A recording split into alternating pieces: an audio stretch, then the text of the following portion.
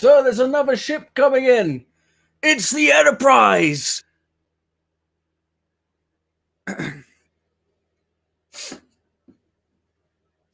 Hello, everyone.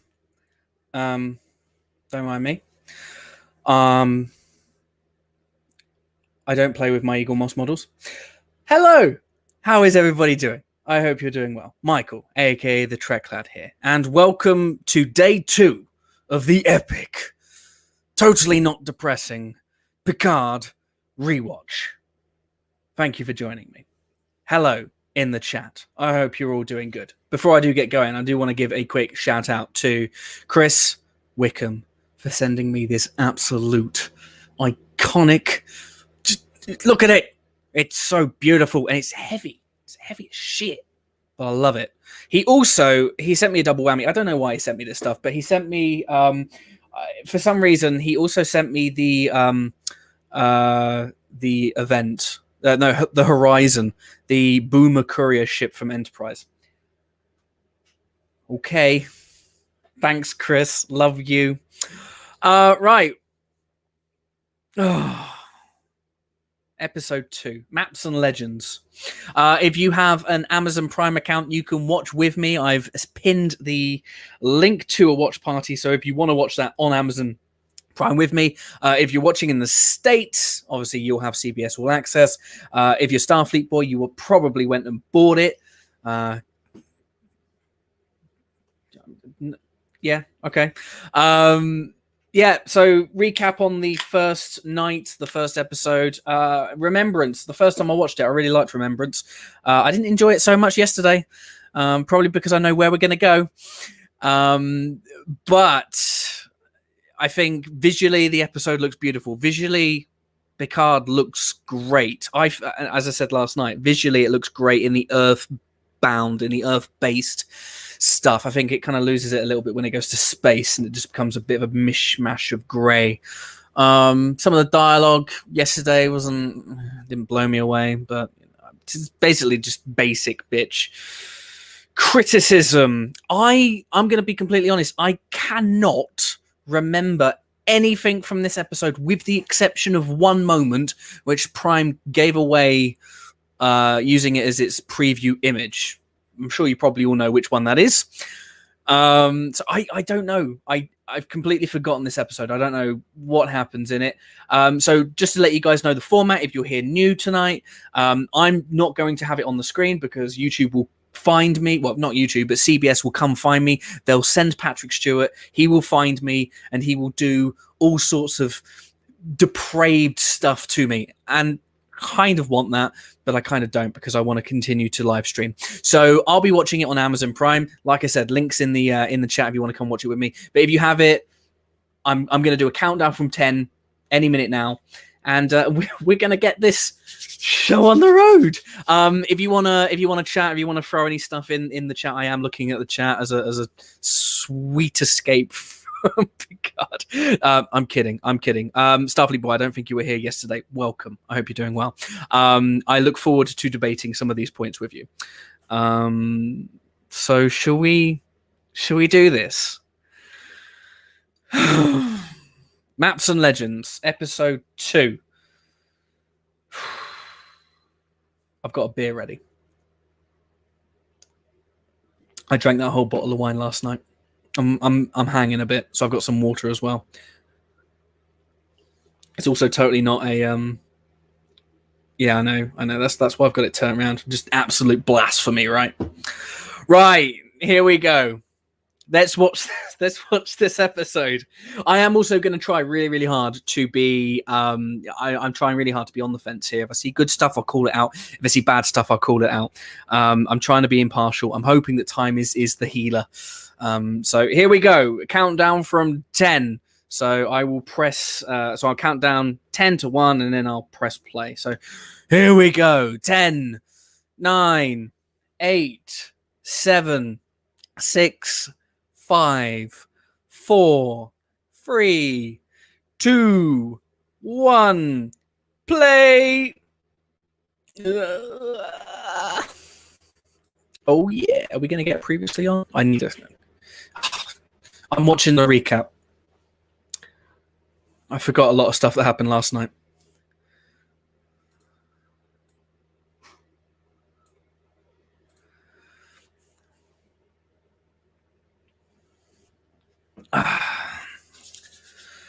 Here we go.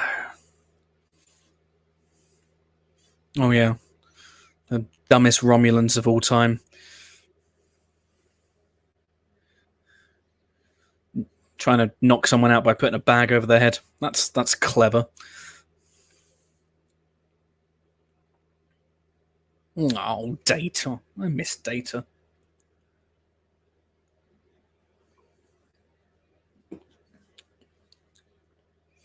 That leap that she does as well, the leap up the stairs is...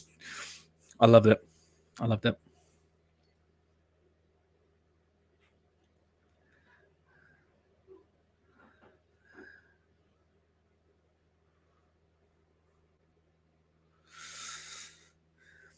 I really don't like that music. It's the... It really annoys me. Real mixed bag, the score, I think, on Picard.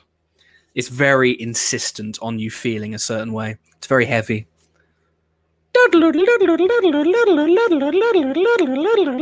It's fucking annoying, isn't it? Oh, there's another one, Picard. Oh, yeah, I forgot. We get 14-year ago flashbacks all the time. And these are the ugliest ships I've ever seen in my life. What happened to saucers?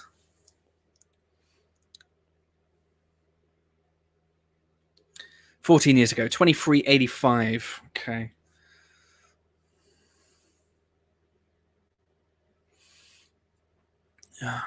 Oh, these poor simps.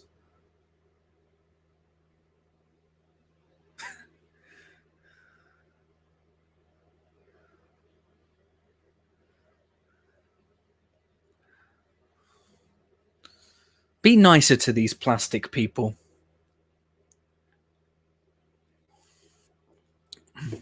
There are a lot of plastic people on Twitter. I'm one of them. Elcar, shout out.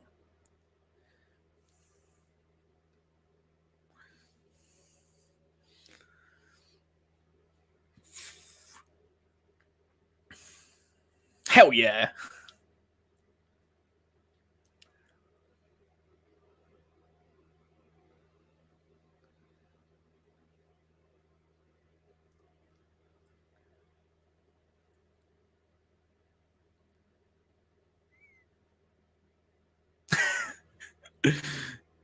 It's a better smile than the T800.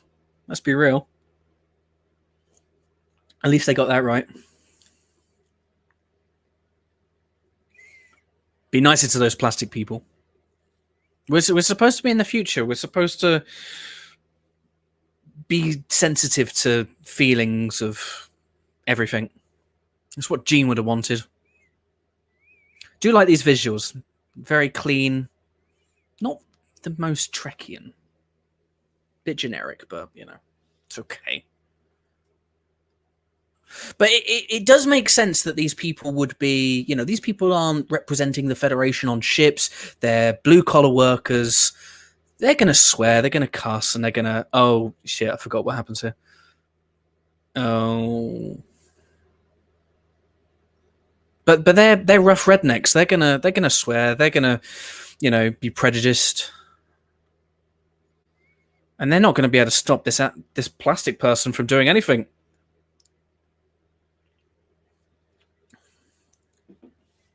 Oh, the next snap sound effect. Ugh.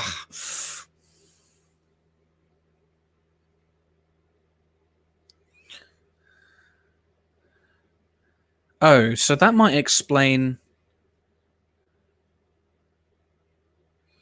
I mean, whatever that is, that's not going to do it. Oh, oh, oh, oh, oh, oh, oh, oh. You're not going to win. He's super fast.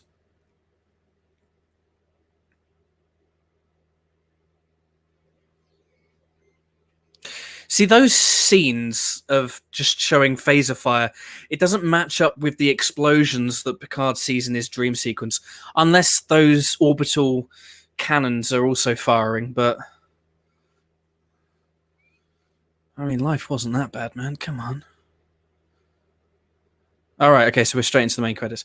Yeah, I mean, it builds a lot of intrigue. It's very violent, isn't it? But I don't have a problem with violence as long as it makes sense and it serves a purpose. And I think it does. At least from this perspective, anyway. But the questions at this point are, who is behind the Synth Rebellion? Right, what are we saying in the chat? Hello, everybody. Oh, Grey Trekkie is back. Hope you're doing well. Lots of cute people. That's one thing that Picard has going for it. Filled with cute people. Particularly Narek, who I reckon I could probably, if I lost about 50 stone, I could probably pull off a Narek cosplay. Be like, hello, I'm a Romulan. I'm shady. That's how he speaks. Nailed it. The Picard theme is my favourite of the new shows. No. Hard disagree. Lower Decks is way better.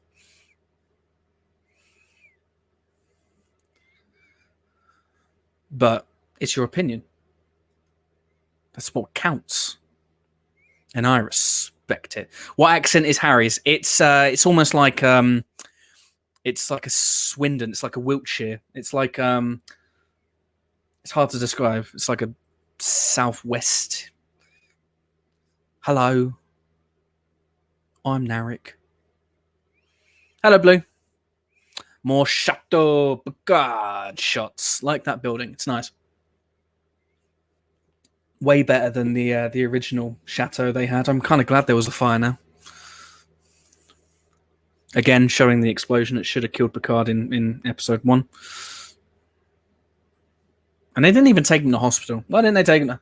Unless he did take him to hospital and he was just unconscious the whole time. You know what? I'm going to shut up and listen to what they're saying because I don't want to miss stuff. Jadvash. Sounds like something that I said after a bottle of wine last night.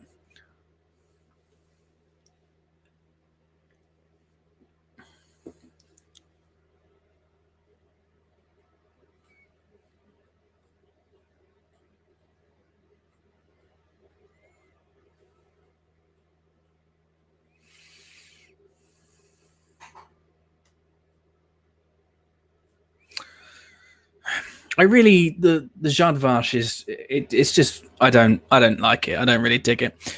Like it seemed to me like they had to have something bigger and badder than the Tal Shiar. No.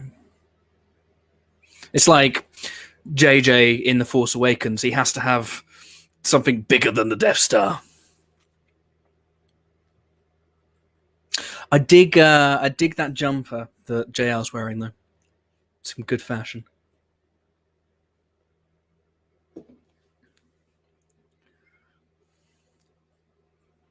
Yes, we do need more Irish Romulans. I'm totally fine with the Irish Romulan thing, by the way, because it makes sense. If she's a refugee and she's gone to another country or another world in this instance, you pick up the accent. My sister moved. My sister sounds like me, or did anyway. She moved to Wales 20 years ago, and now she sounds as Welsh as anything. So makes sense to me. I'm fine with it. She got drunk on Romulan ale. Oh, that's a terrible accent.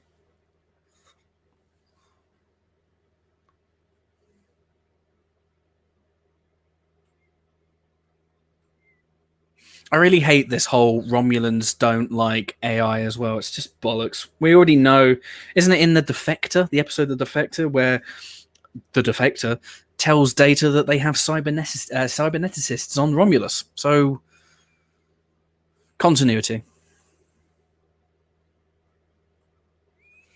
I do like this magic, though. I don't know how it works. I always feel like older Star Trek would tell you how something works, but they don't really have time. They've got 10 episodes.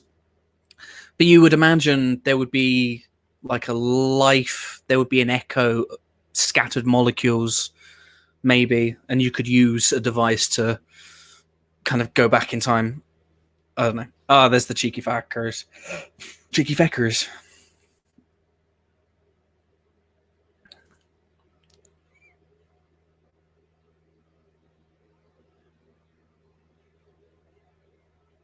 I wouldn't call that a nitpick because it goes against what we already knew. I mean, it was a throwaway line for sure, but it's already in the canon that they had. There was some element of Romulan community and civilization that were dedicated to AI and robotics and cybernetics.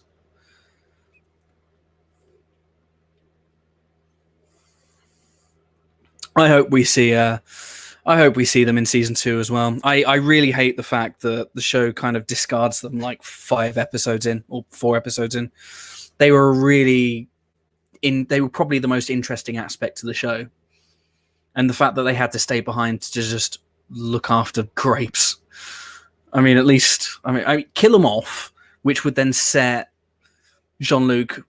It would cast him. He would be forced into the mission that he has to do. That has to take. That would kind of serve as a pushing an additional call to action, I guess. Kill them off, but to have them kind of just stay behind to look after the harvest when all of creation is at stake.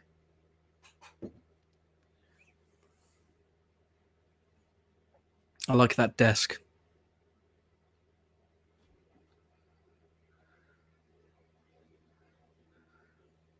I like that computer. Very clean.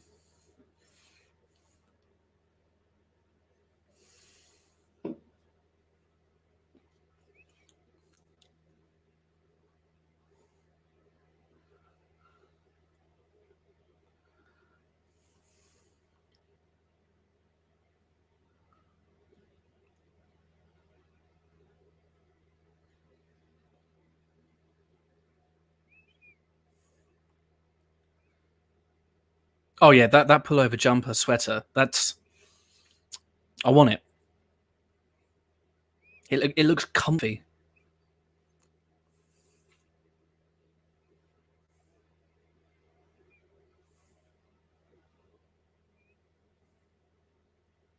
I love her accent as well.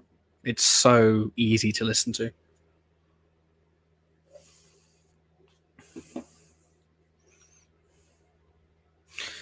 Very possible. Ian McKellen has a very similar fashion, doesn't he?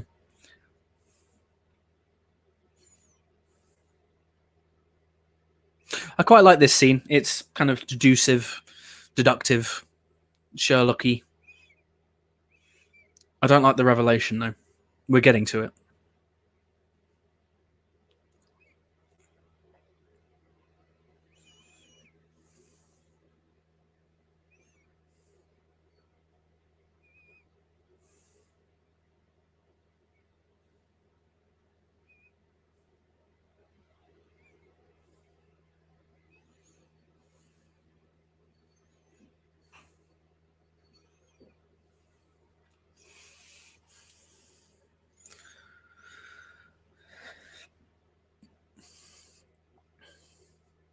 Why is Picard so shocked that the transmission came from off-world?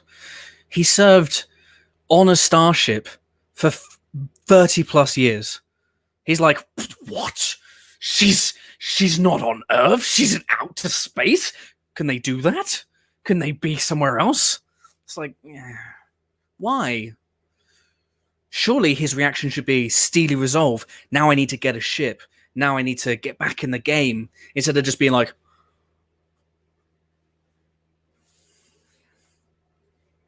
it's not a nitpick.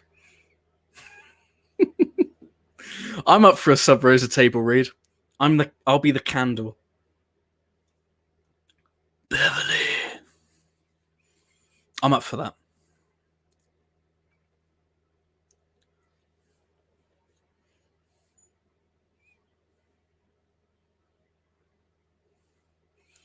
Some of this creature design makeup is absolutely just stunning. I really like the additional attention to detail they give the Romulans. I've seen some behind the scenes stuff. I don't like. I mean, appreciate that they would be making some adjustments to the Borg cube to make it more habitable. But this looks like IKEA. This doesn't look like a Borg cube.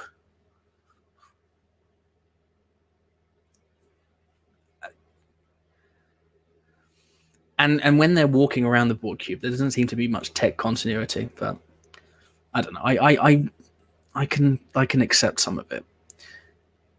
Maybe it's different Borg tech. Maybe they'd evolved. I always assumed, though, that the Borg collective was left absolutely just scattered and shattered and destroyed after what Janeway did in Endgame. And I assumed that the Borg cube, when I first saw this, I assumed that this Borg cube would have been cut off from the collective during the events of Endgame. But I think we find out that that's not the case, and that doesn't happen.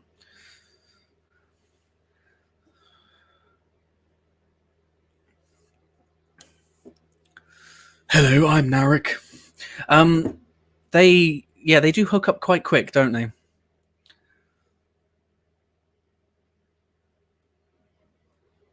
But let's be real. If you're Narek, you got a job to do. But if you're Soji and you take a look at Narek, I mean, who wouldn't? Who wouldn't, right?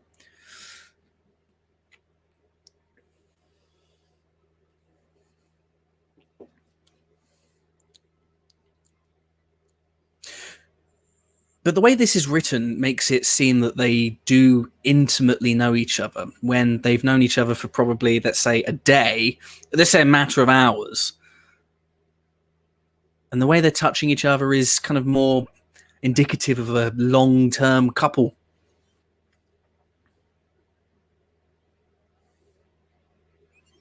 Those flowers are nice. Like me some flowers. Oh, this guy that we're supposed to know. We don't know. Stargazer, right? Stargazer Doctor? It's kind of like a soap where you meet a character and they've never appeared before ever, and this show's like 30 years old, and you're like, yes, do you remember that time we did that friend stuff? And you're like, who's this prick? Why didn't you get Pulaski? Do you know what? This scene was crying out for Beverly Crusher. This scene was crying out for a Gates McFadden cameo. Someone who had been with him for years and years and years, had a very close relationship with him. Maybe this guy was just cheaper, I don't know. Or even like Pulaski. You know, Pulaski being someone who, you know, had performed surgery on him multiple times. But then again, Crusher had as well, so...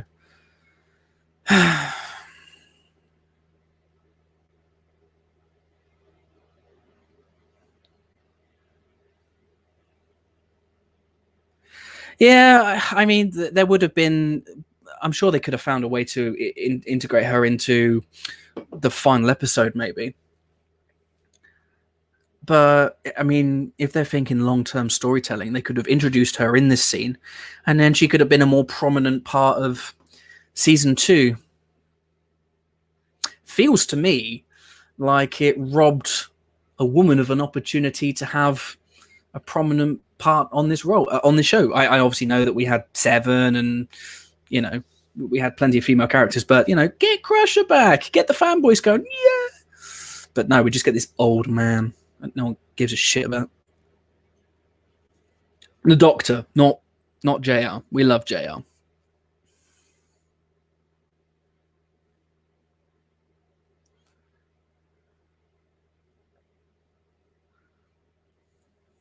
So if I remember correctly, they're talking about a neurological disorder in this scene, but they don't. Do they ever refer to it as Irumodic syndrome? I don't think they do. I don't know why they didn't do that. It's like, did the writers of this show know that Irumodic syndrome was a thing? Oh, there it is. You remember that time where we did that thing that no one's ever seen and no one gives a crap about?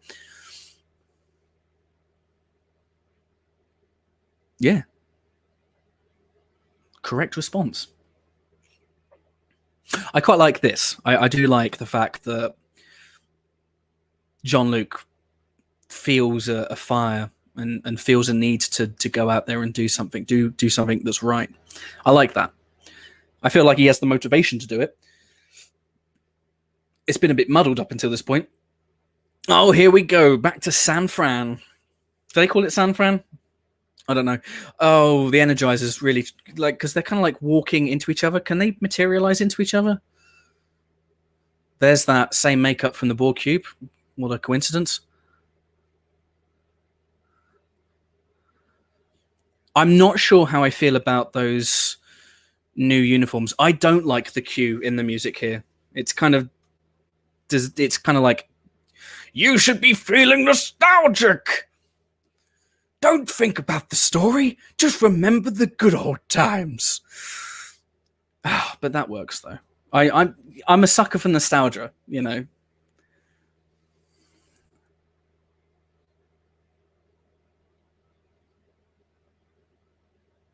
You fucking know who that is. That's Jean-Luc Picard. Don't play dumb. Everybody knows who Jean-Luc Picard is. He looks old enough. How does he not know who Jean-Luc Picard is? Unless he's being a twat and he's just the power of sitting at the front desk has just gone to his head and he's just like, I'm going to ask Jean-Luc Picard who he is. There are people like that. I do appreciate that. Oh, it's this scene. She doesn't look pleased to see him.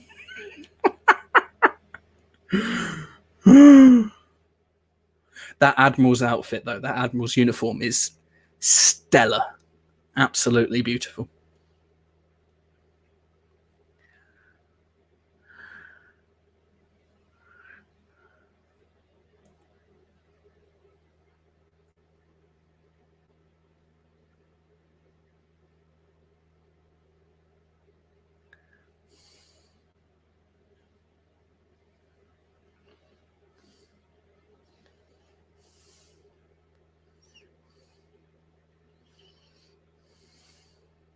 Literally.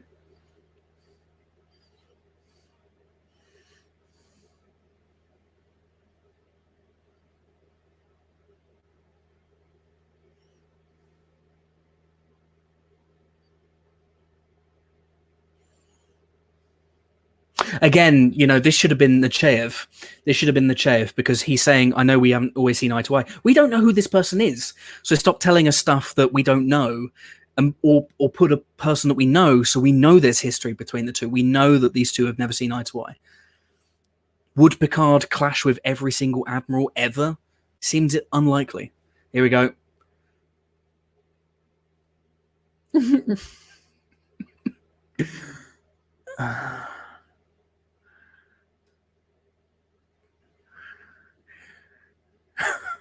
He should not have spoken in public. Here's the thing, right? Here's the thing. I would understand her being a bit miffed at what he said during the interview.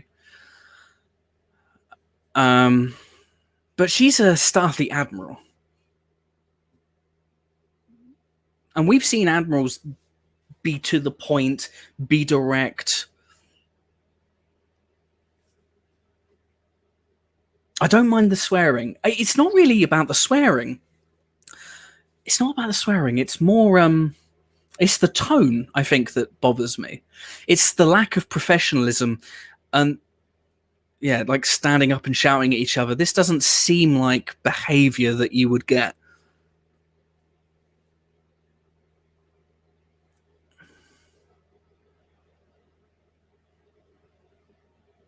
Just kind of resorting to personal insults.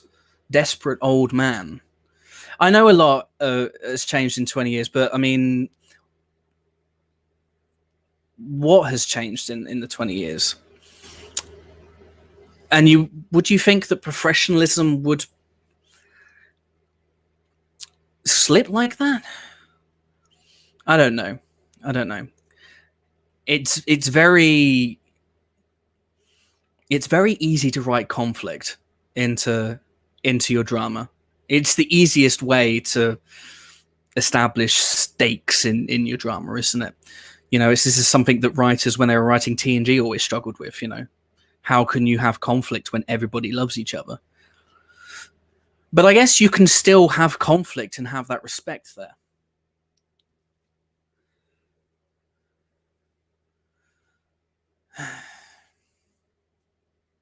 But, imagine the damage to Starfleet's credibility. The thing is, though, is they never established what was behind the Mars disaster. So for all they know, it could have still been an external force disrupting what they were doing. I imagine that it would have been, it's a disaster, but Starfleet and the Federation have dealt with disasters before.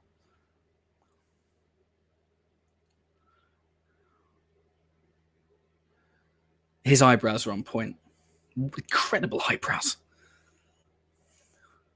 I like the diversity with the Romulan makeup, the different hair, different ears, different eyebrows.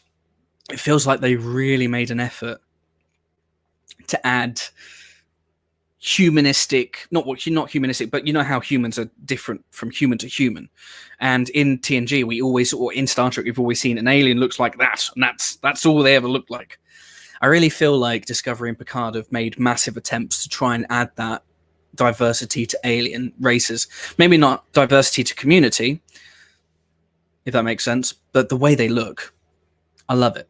Indicative of a much higher budget. I mean, you'd expect that. They're making half the episodes.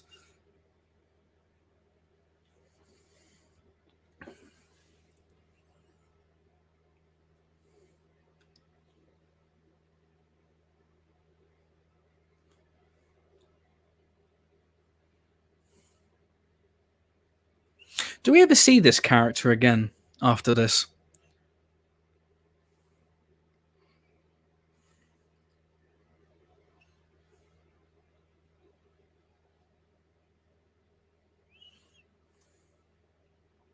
There might be something more behind that, but it's never explored in this story, so it kind of just doesn't go anywhere.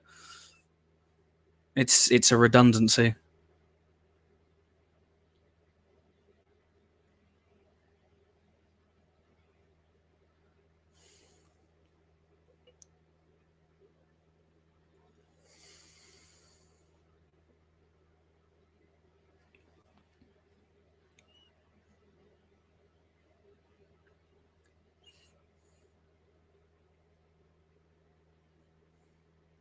What does that mean, Space Guy?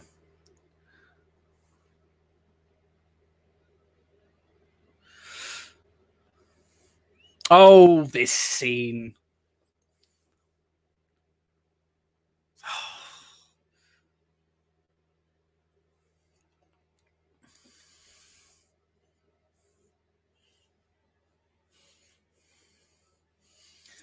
It's I never cared much for science fiction. That's not Jean-Luc Picard speaking. That's a Patrick Stewart line. There's the old grey. The old grey's on the screen. Take a drink.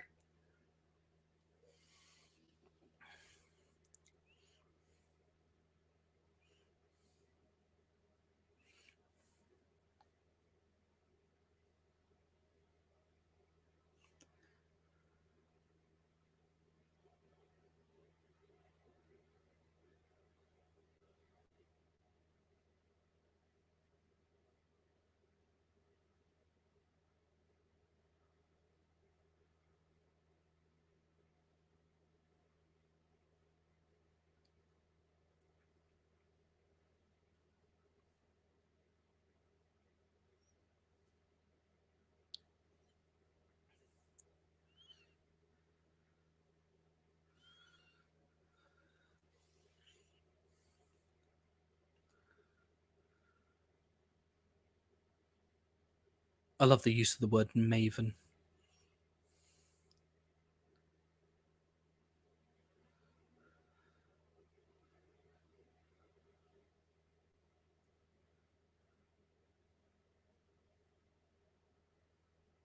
Secrets!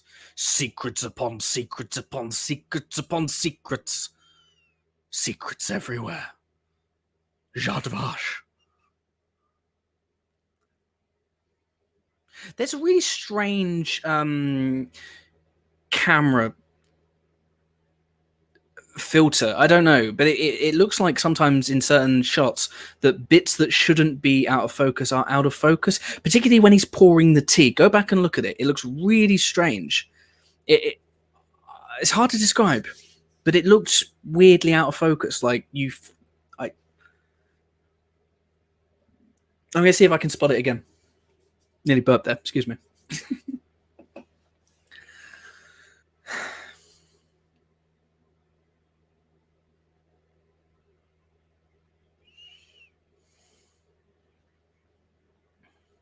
See, this is another cool, interesting concept that kind of just ultimately doesn't go anywhere.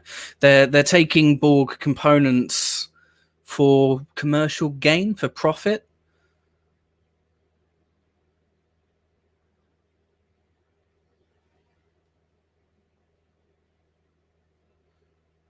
Why are they doing this? And are they doing it to raise much needed funds to restore Romulan infrastructure? What about the risks of harvesting Borg components and reactivation and regeneration?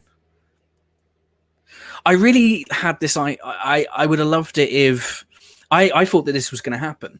They're fucking around with the Borg, and something like this.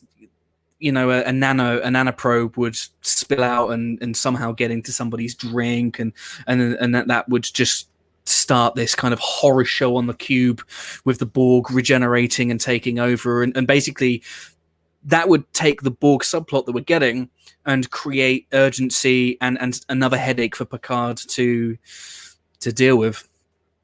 But what do I know? I'm not a writer. Face masks, though. Wear your face masks.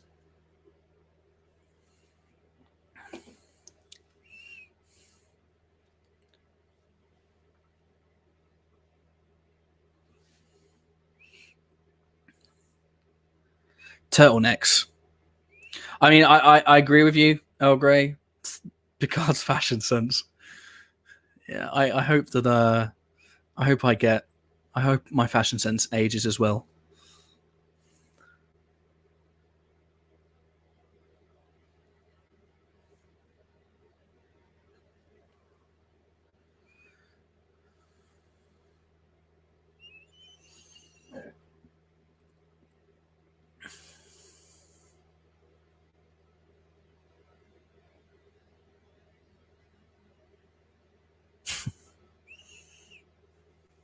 Yeah.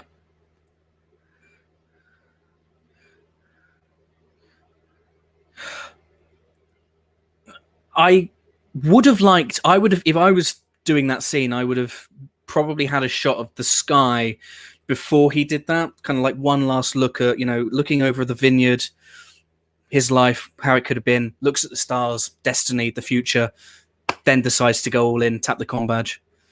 Oh.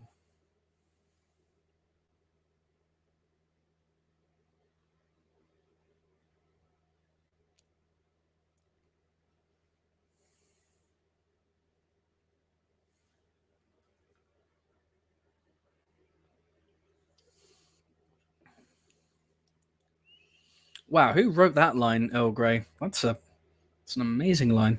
Who wrote that?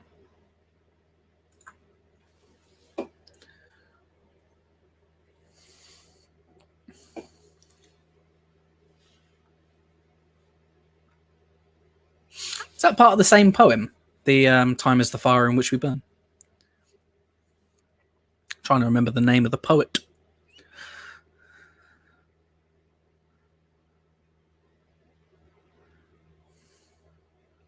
Oh, Stephen Moffat. Okay.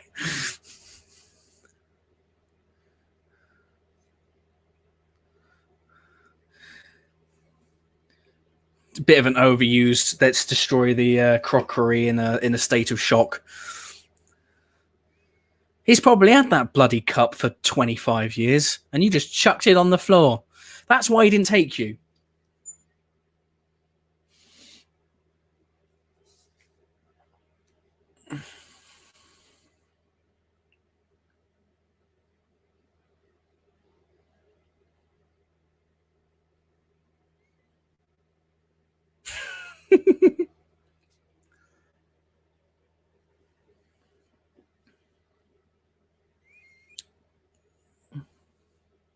The voice of reason. But they should have gone. They should have been part of this adventure.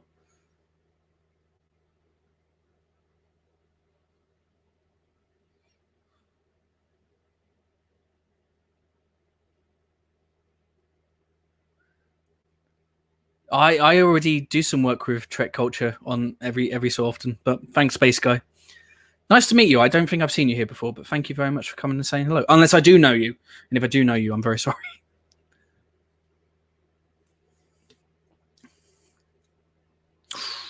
Harsh.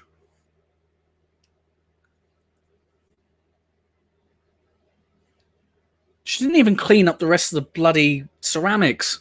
Oh no, he is. Okay, fine. All is forgiven. Just bollocks. Why are you not taking these people? These former Taushiar / Jadvash / Blabla operatives. Why are you not taking them? They're very competent. They probably want to help protect you. They'd rather do that than looking after some grapes.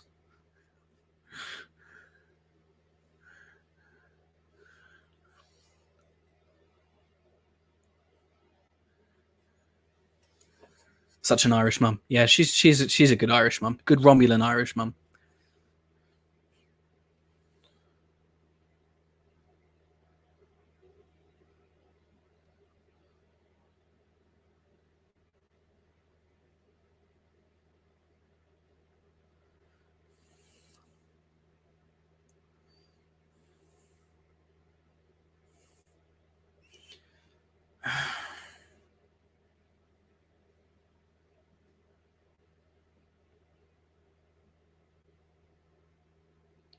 What I don't understand is, so she's Romulan, right? Why would she? Surely they could just disguise her as a Vulcan rather than go to all of the hassle to change her appearance to be human. I think this is the only scene that she's actually human anyway. It doesn't really make sense. And also, as we find out later on in the story, again, correct me if I'm wrong, but the Borg Reclamation Project has some Starfleet input. So why would she go to the Borg Cube and drop the pretense of being a Starfleet officer? Why don't they just have this scene where she's speaking to this character and she's just in her normal clothes? They don't have to stand together in the same room, right? This is Star Trek. We have view screens.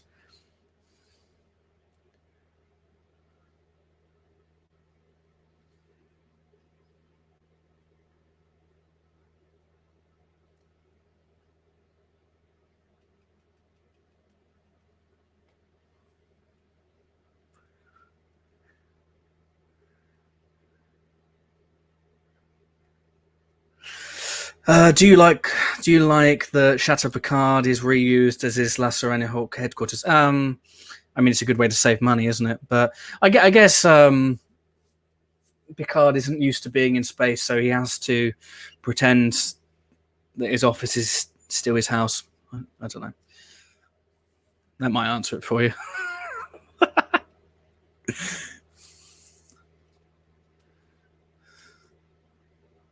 Lots of overpowering kind of lens flares and everything is at stake.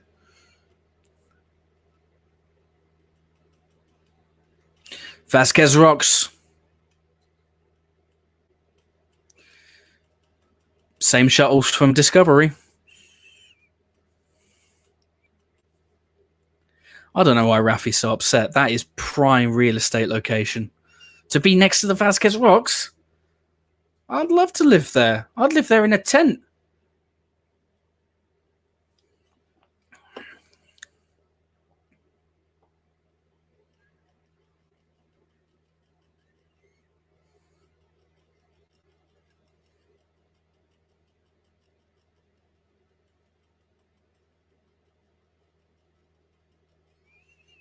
Priorities.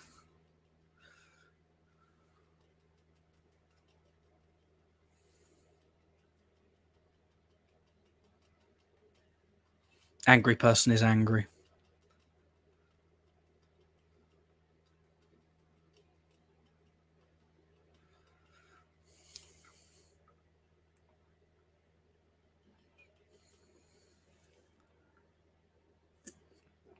Oh, look! Holographic communication.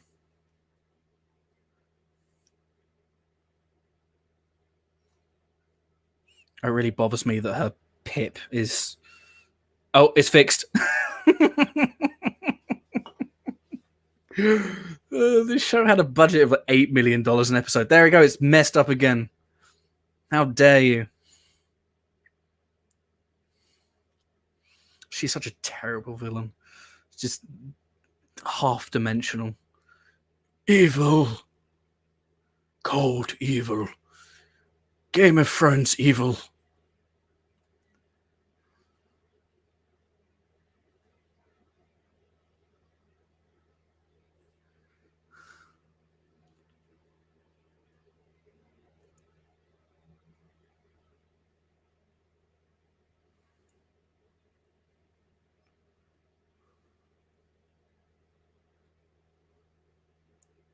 Well, we already knew that she was a hologram. I mean, if they hadn't established her as a hologram and then he walked through her, that would have been quite cool.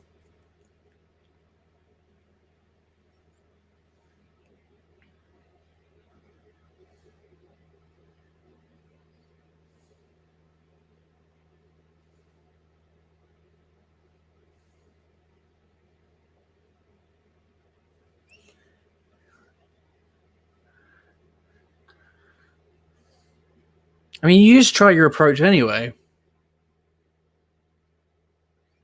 That collar's too big for her. That's why I don't like that uniform. It's very big and bulky, isn't it? Oh, I forgot that it's a bit of a non-ending episode 2's. It's just, I'm gonna have to be all evil, yeah, stuff. There we go. Episode 2. I'm not feeling it, guys. I'm not feeling it.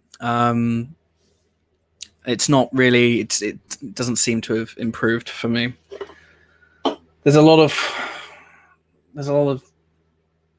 promise. There's potential. I guess it's easy to sit there and be a bit of an armchair creator and an armchair writer and an armchair director. And I have no credentials. I haven't got an IMDb profile. But yeah, there is promise. And I think that's the frustrating thing with a show like Picard, because you can see potential, but then they do every scene has good stuff in it. Every scene, I mean, from a technical standpoint, mostly well directed, looks great. The performances are mostly great, with the exception of the antagonistic performances.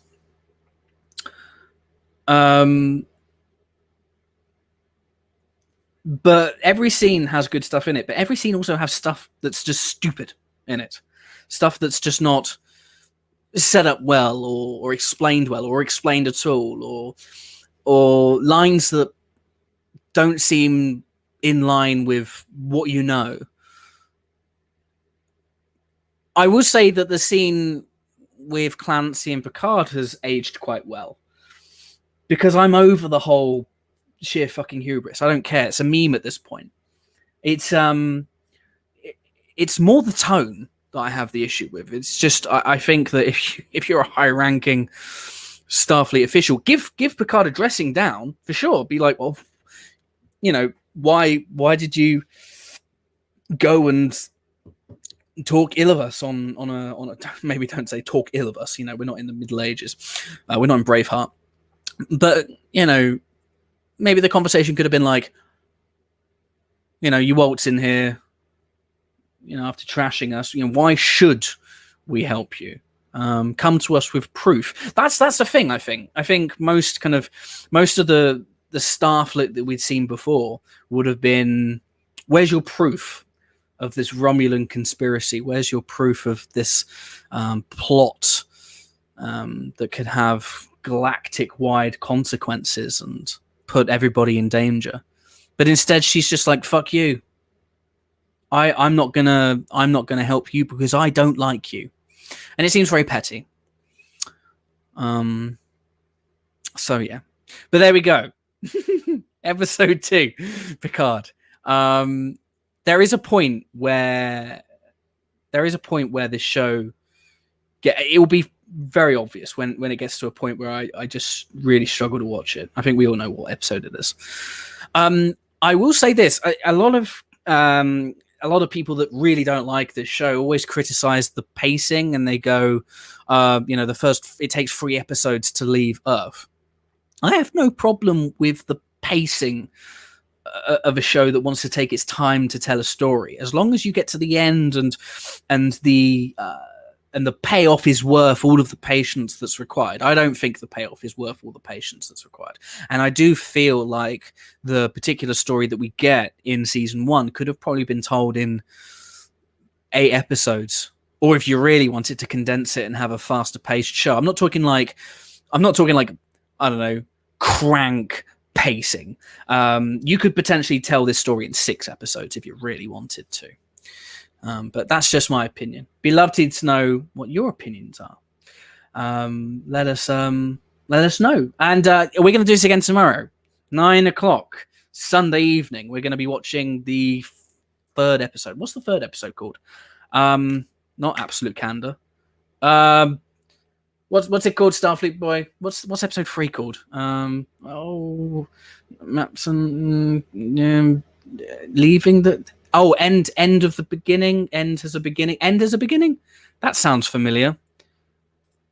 Whatever. No, Maps and Legends is episode 2, the one we've just watched. What is it called? I'm going to cheat. I'm going to find out. The End is the Beginning. There we go. The End is the Beginning. Join me tomorrow at 9 GMT. We're going to do this again. I'm having fun. It's still nice to just sit around and watch Star Trek, even if it is Picard. I do appreciate you joining. Thank you so much. Love you all, as always. I have been Michael, aka the Trek Lad. I will see you all. Come join me tomorrow, 9 p.m. GMT, for episode 3. Until then, stay safe, live long, and prosper.